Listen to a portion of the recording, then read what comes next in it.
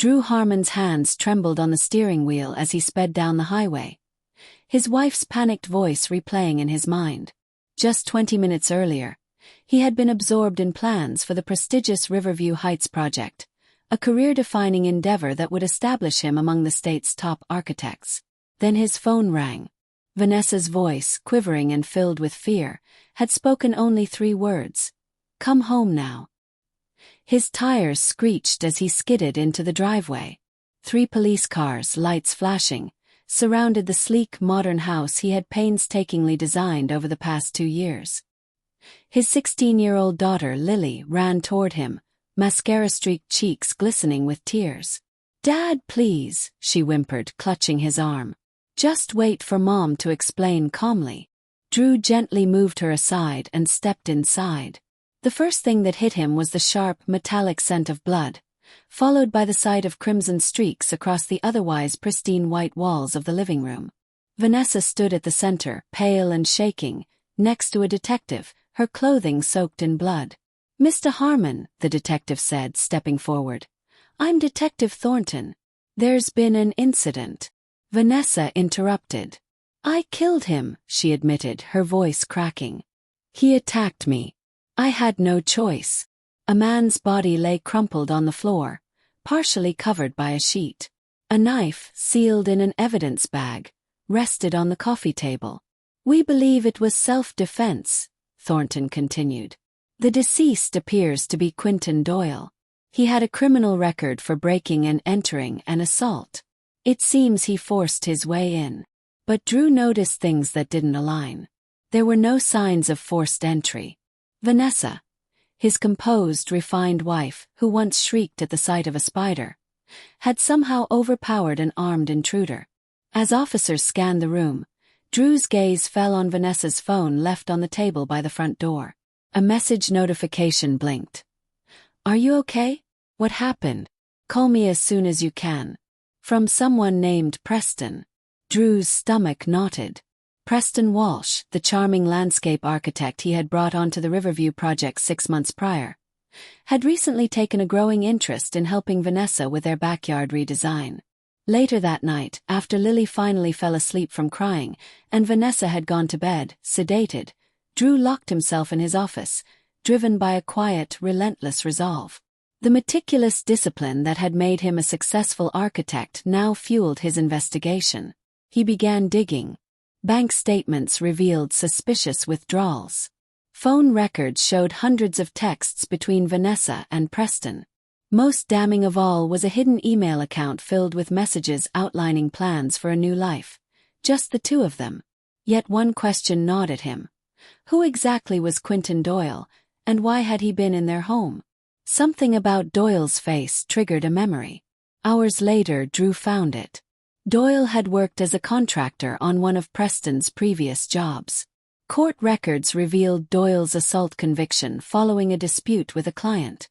It wasn't hard to imagine Preston hiring him for something illicit. But the plan had gone awry, disastrously, and now Vanessa and Preston were attempting to conceal it.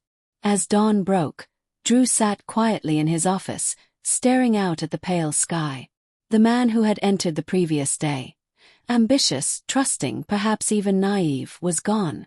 In his place stood someone tougher, more calculating, a man determined to uncover the full truth. And once he did, justice would follow in his own way. 3 weeks passed.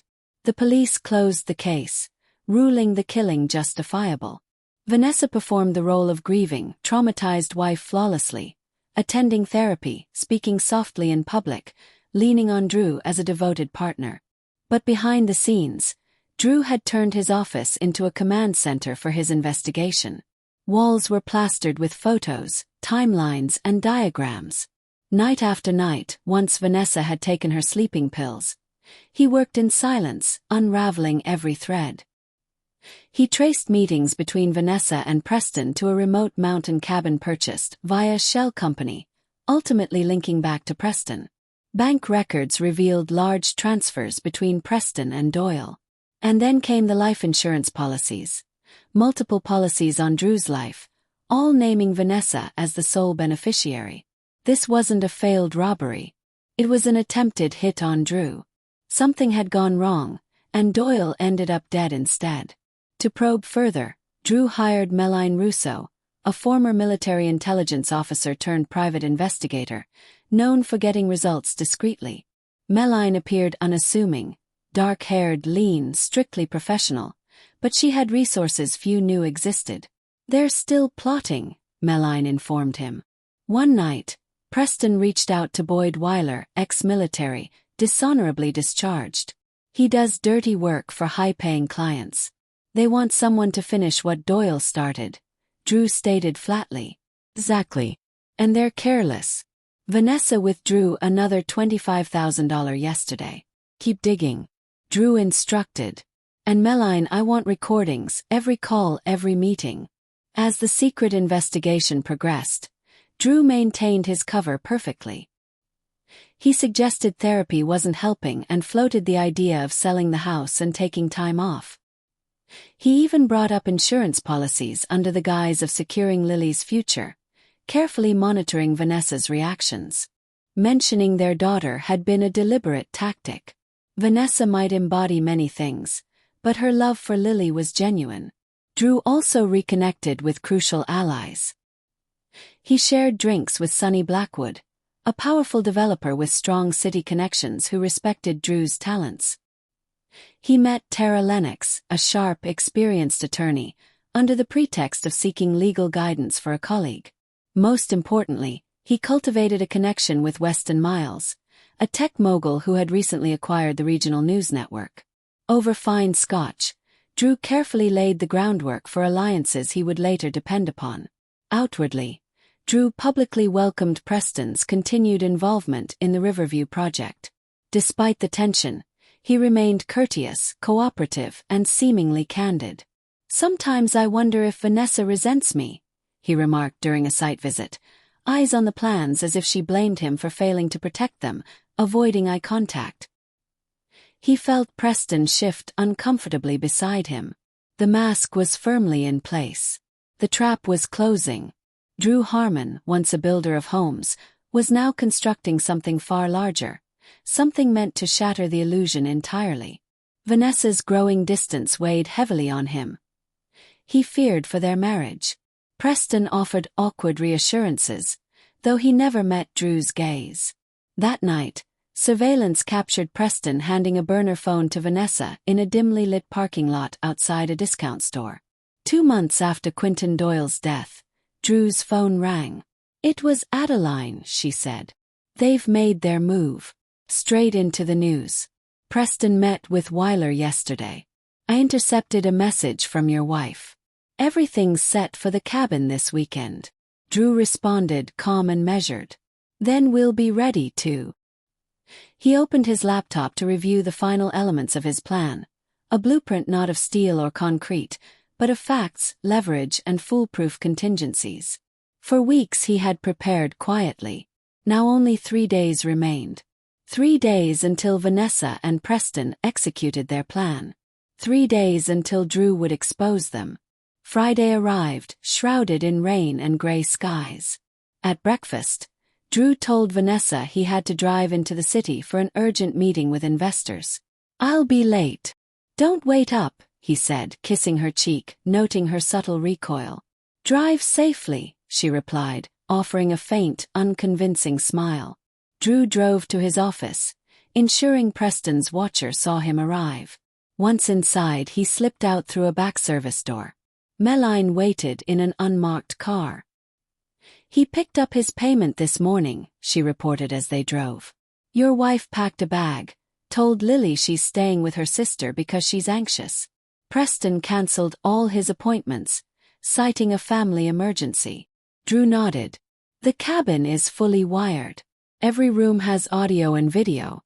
Our team is nearby." By mid-afternoon everything was ready.